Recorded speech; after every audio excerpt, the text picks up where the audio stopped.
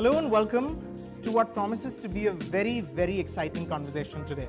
The gentlemen who will be joining us shortly aren't just very fine, very accomplished actors, they're also very successful producers with impeccable taste. They've been at the forefront of some big changes in the movie business. They're early adopters and champions of streaming services, and currently they're navigating the new media. So let's take a quick glimpse at some of their recent work. This war's been running 8 years now. Given your reputation and your formidable drive, our hope is that you're the man who will get the job done. What is this new direction? We build Afghanistan into a free and prosperous nation. All the times they are changing. दुनिया में दो तरह के लोग होते हैं, winners and losers. लेकिन जिंदगी हर लूजर को वो एक मौका जरूर देती है. और ये तो सिर्फ ट्रेलर है. पिक्चर अभी बाकी है, मेरे दोस्त. So without any further ado, join me in welcoming Hollywood's Brad Pitt and India's Shahrukh Khan.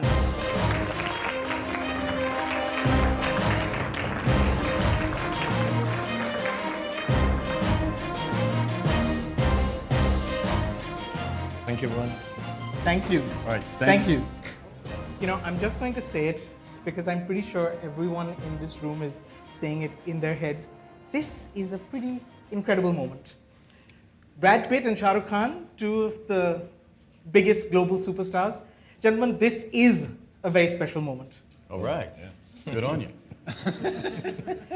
Brad, this is not your first time to India, is it? No, we actually shot A Mighty Heart here. So we were here for a few months and got to explore a lot of the country. It was a fantastic experience. Good to be back here now.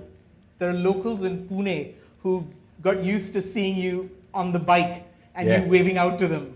Yeah, it was good. I got to scoot around on an old Royal Enfield and put a helmet on and just get out amongst the masses. It was really nice.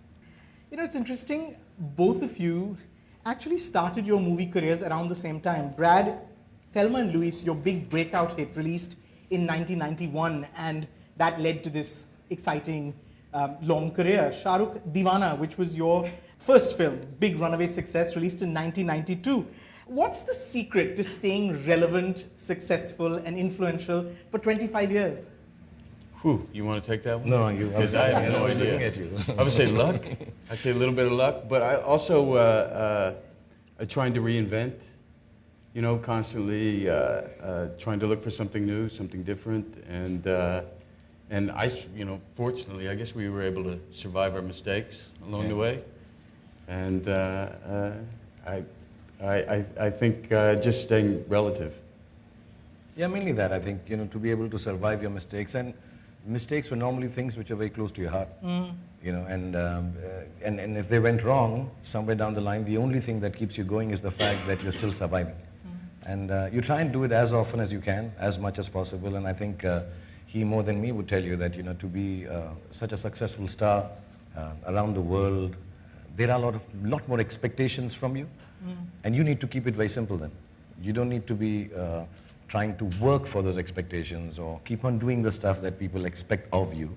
You keep on doing what started you off, which is being relevant, being novel, trying to, you know, kind of reinvent yourself, and the simple things which made you want to be an actor in the first place. You know, you both have enormous success, but also enormous pressure. How do you balance, or how do you really combine artistic integrity with commercial success? Because that's a huge pressure on both of you, I'd imagine. I say you just have to make sure you get time for yourself, time for your friends, time for your family, and let the next idea percolate. It's not so difficult to achieve a balance. I'm able to compartmentalize pretty well the private life and the public life. How about you? I do that too completely. I mean, as far as work is concerned, I think what he says is actually the crux of it. You know, if you can be leading your public life, which is on sets also, invariably. I think if you can protect it in terms of that from your private life and your private life from the public life, I think when you go back home and you're leading the regular stuff that you're supposed to do, in whatever form, with family, friends, I think it just keeps you kind of grounded. You know, like my kids, I mean, more often than not, don't like my films. And that's nice. Really? Yeah. And that's nice. Yeah.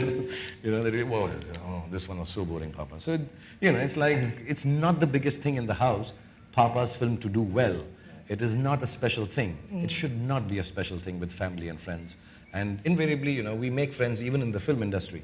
And then everybody kind of just starts pushing you along and saying, no, this was the best thing you did. Yeah, it was different. I think the real friends in the film industry also tell you, or keep it simple and keep it normal. I think that's what actually really helps you and takes the pressure off. That at home, you're a nobody. And as long as you're a nobody with your friends and at home, I think you can be a big star like Brad Pitt outside. You know, I would imagine that it's not just me.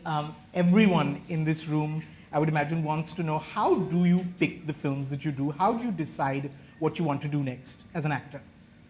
Well, for me, it depends a lot about, you know, who's telling the story. You know, it usually starts with a script, a good piece of writing, and the decision to go investigate that. And then I want to surround myself with filmmakers I respect, because we are ultimately putting ourselves in the director's hands, and there, then you have a real freedom to go explore, to go out as far as you can go, and you know you're in really good hands. So, and at the end of the day, after, I don't know about you, but after doing it so long, I want to do it with friends and people I like, and that seems to be more important, the people I surround myself with, than anything else. I've said it so often, it's exactly the same thing. I've even said it before, that I sometimes don't even want to know the story, as long as the people who are telling the story are people I enjoy working with. As a matter of fact, because now in India there's so many new filmmakers, I don't know them. I haven't gotten to know them personally. And it's not just doing it for a friend, but I try to spend a couple of years with them before I start the project. Sure. You know, just to be comfortable. I think, you know, after 20, 25 years of work, what matters to you most is the people who are making the film for you, and the people that you're trusting with whatever little bit of talent you have.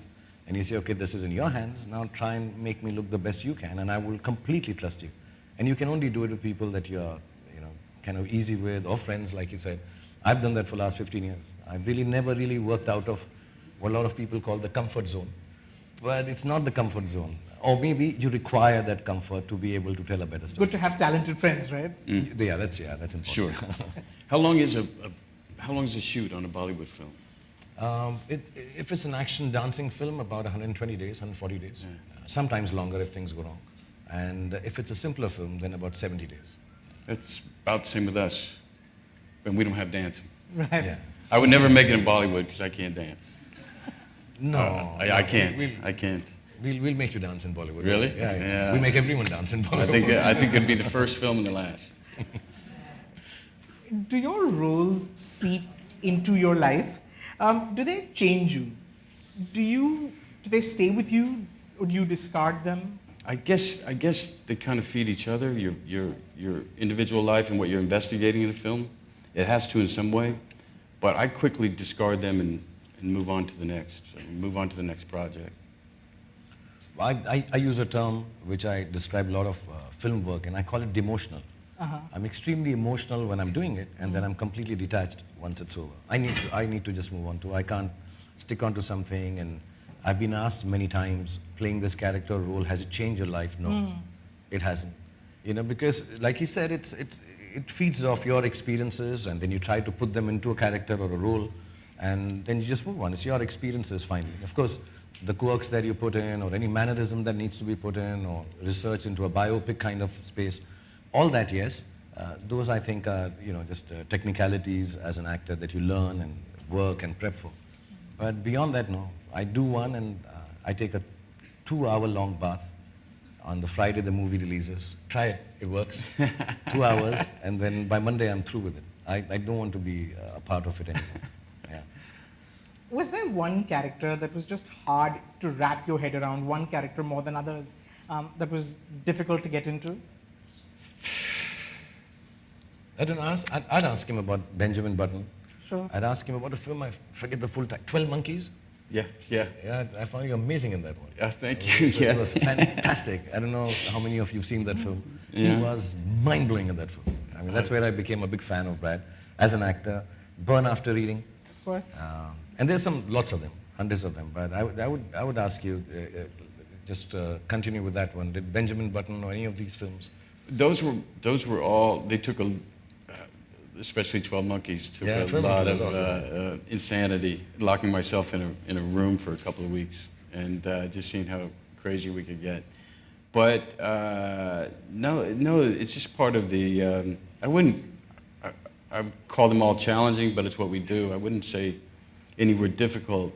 Some, landed better than others, but it just seems part of the process, part of the craft.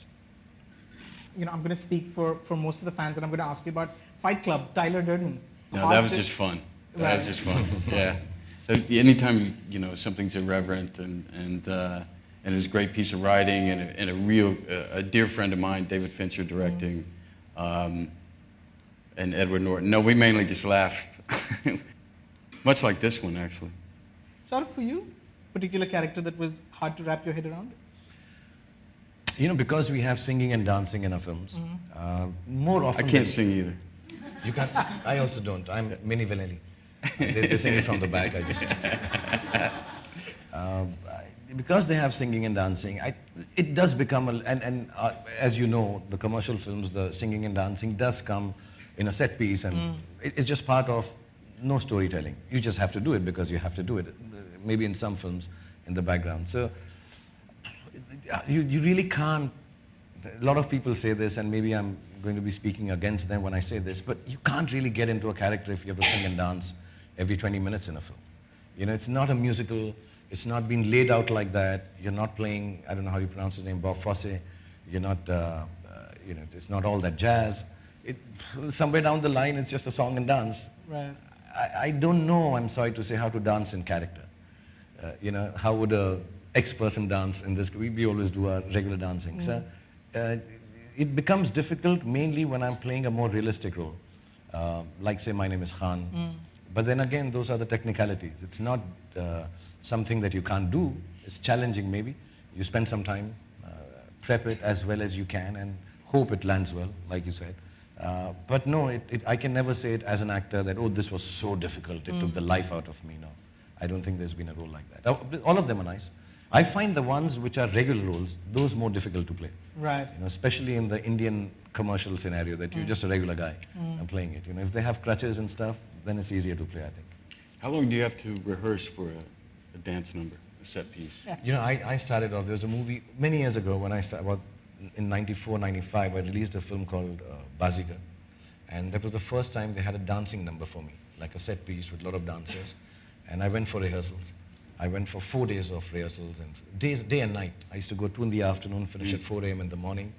And I thought I'll kill it. And because the song that I'd done before, I was miserable at on the sets. It was pathetic. And then I came back after 4 days and nights and did the shot, and I was exactly at the same level of misery, and I did it as badly. And so about 20 years, 15 years back, I decided never to rehearse. Really? Because I can't get better. So I just, as soon as I come on the sets, I just request the choreographer, I start touching their feet and all. I say, I'm going to just do it this much only, take one shot. So they normally shoot with me, hello. And that's it. So I said, please don't. True. He's actually being very modest. That's He's good. very good. No, that's He's also invented the Shahrukh Khan style, haven't you? I mean, there's a style that is kind of famous now where I put my arms out. Yeah. And I do nothing. I just put my arms out. It's very smart. Nothing. Smart. So whenever anything goes wrong in dancing, where those complicated steps where you have to do all that. So when they do that, what hip hop, bip bop, what lock and pop. So when they do that stuff, I say, you know what, my character would just stand like this. And they go, yeah. I'm going to try that in life. Yeah, please, just stand. That's it. I'll tell you a story. One time in a film, I had to be an organist, play an organ. An organ, you're playing with all 4 limbs, hands and feet. I couldn't even get the piano part. Fortunately, they shoot the hands and they cut down and shoot someone else's feet. But I couldn't even get the piano part. I couldn't get both hands. So what we did was, I had the bass line with the left hand. And what we did was, we got another guy who could play an organ, whose hand looked close enough, and we cut a hole in the back of my jacket, and he slid his hand through, and I just did this. and he made the thing work. It looks great. Go on, tell us which movie so we can go back and look. Tree of Life. Tree of Life, of Yeah. course. Brad, you said to Associated Press... Just to let you know, if Badshah, all those, now that we are opening up and letting out all the secrets, so all those card tricks are done exactly the same way. I had this magician from Bangalore. He put his hand through my jacket and he explained all of them. The magic of movies. Brad, you said to Associated Press recently that as you're getting older, you're gravitating more to the producing side than in front of the camera because shooting a film is a big commitment. Is that a hard balance to strike? And Shahrukh, can you relate to that? Well, I was saying, you know, anymore as I get older that, you know, it's a big commitment. You know, they're long days. I don't know about you, but we're definite 12-hour days, if not sometimes 14, even 16 if it goes long. Yeah. And because you got to get the shot. And it's a big commitment. It's a big time away from family. And more I find myself doing less and less and concentrating more on, or at least, you know, on the production side that's been growing. And I just find it really rewarding to be able to, with my partners, be able to open up doorways for other filmmakers we really respect, to make films and tell their stories. And putting those out in the world, I find that a special, I find that a real gift to be able to do. Well, I think like if you start off from the concept of wanting to tell stories, and if you can last as long as, say, Brad has done, and if you have partners, like, say, Jeremy and Didi, I have some friends in my company and partners. I think that's a natural way to go, that you will want to keep telling stories, and there only has so many stories you can tell as an actor. And as age goes, I mean, you can't honestly be doing the roles that you would love to now, but you can't. It's nicer if you're able to give that opportunity, chance, platform, and relive those things as a storyteller, you know, while being a producer. You know, both of you have had incredible success as producers. Brad, your company, Plan B, was behind two recent Oscar-winning titles, Moonlight and 12 Years a Slave, among others. Shahrukh, you've delivered the blockbusters in Om Shanti Om and Chennai Express, but you've also stuck your neck out and taken risks with films like Ahsoka and Paheli and Ravan. How do you pick what you want to produce? Is there a formula to it? And is there a different approach? No, there's not a formula. I mean, you know, one, you pick really good people to work with, people who are smarter than you in many areas. And my partners are sitting right over here, Didi Gardner and Jeremy Kleiner. We started probably about 12 years ago, roughly, a little more. And just one, I mean, we're figuring out as we go along, but you know, we were all lovers of film and wanted to, you know, just tell stories that were relevant to our time. And again, you know, promote filmmakers that we really believed in and was a joy to work with and to, you know, help clear the way so they can bring their vision. And it's that mandate that has worked really well for us and has been really rewarding for us as an experience. And I think we'll stay on the, you know, that same kind of trajectory. Again, like you said, you get people around you who are smarter or at least have a different vision of filmmaking than just you, and you know, and you get along with them, and you kind of sit together and work out. Initially, when I started, you know, I'm not from here. To become a producer was a big leap forward, but the bottom line was, there were a couple of films I was part of initially, and nobody wanted to produce it, and I won't name some of them which got produced. Because I was not just part of it, but kind of helped them with other producers, because there's some really wonderful films. But my choice was that whichever film nobody wants to produce, let's produce it. And I was sitting with my partners, Aziz and Jui once, and we were making a film, and we were thinking of partnering with someone. We had gone and pitched it to a lot of people, and everybody kind of said, not this, why don't you do the one like the last one? You know, that was successful. And we went on, and there was a gentleman who used to always sit in those meetings who had nothing to do with films. He was a contractor.